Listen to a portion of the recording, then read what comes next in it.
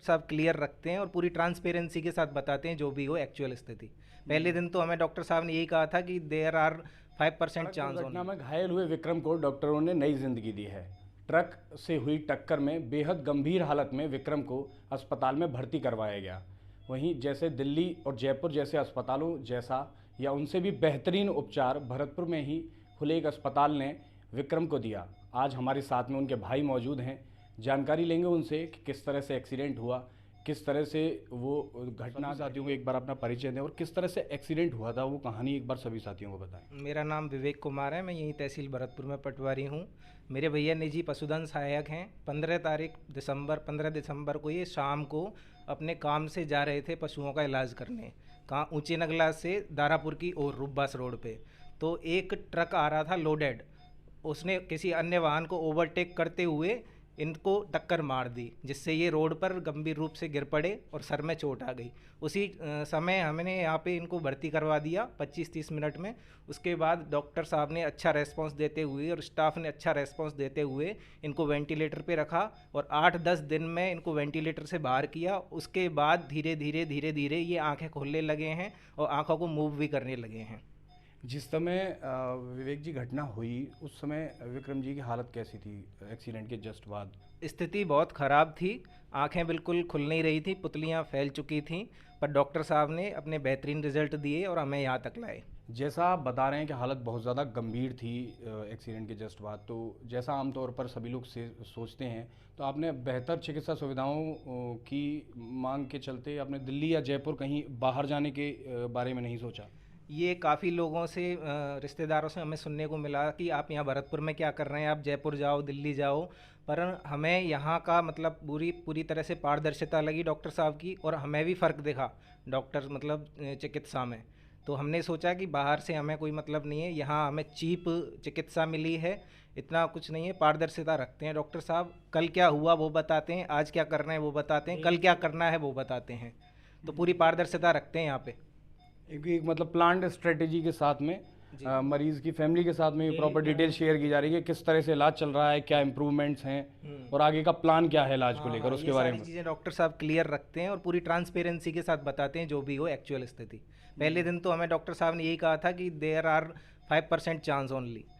पर हमने डॉक्टर साहब पे भरोसा रखते हुए यहाँ से ट्रीटमेंट लिया और हमें वास्तव में अब सफलता मिल रही है धीरे धीरे। ये वेजिटेटिव स्टेट है, इससे बाहर आ जाएंगे धीरे धीरे।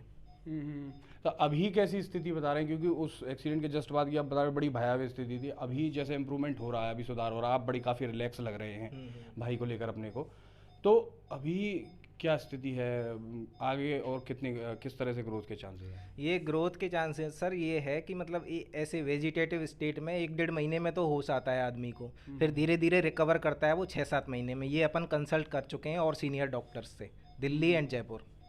तो भरतपुर संभाग में जो और भी अस्पताल हैं उनके कंपैरेटिवली चिकित्सा सुविधाएं जो पहले थी, अब लोग बाग दिल्ली जयपुर जा रहे थे बढ़िया चिकित्सा सुविधाओं की खोज में, तो अब वो भरतपुर में जो बढ़िया व्यवस्थाएं मिल रही हैं जिस तरह से इस अस्पताल में मिल रही हैं आपको एसजीएन ट्रॉमा सेंटर में, तो अभी सुधार हो रहा है चिकित्सा सुविधाओं में और उसकी कमी ये पूरी कर रहा है ये अस्पताल? ये बिल्कुल प्रोग्रेसिव है डॉक्टर साहब, धीरे धीरे मैनेजमेंट को बढ़ाया जा रहा है और वास्तव में ये अस्पताल काफ़ी ग्रोथ करेगा।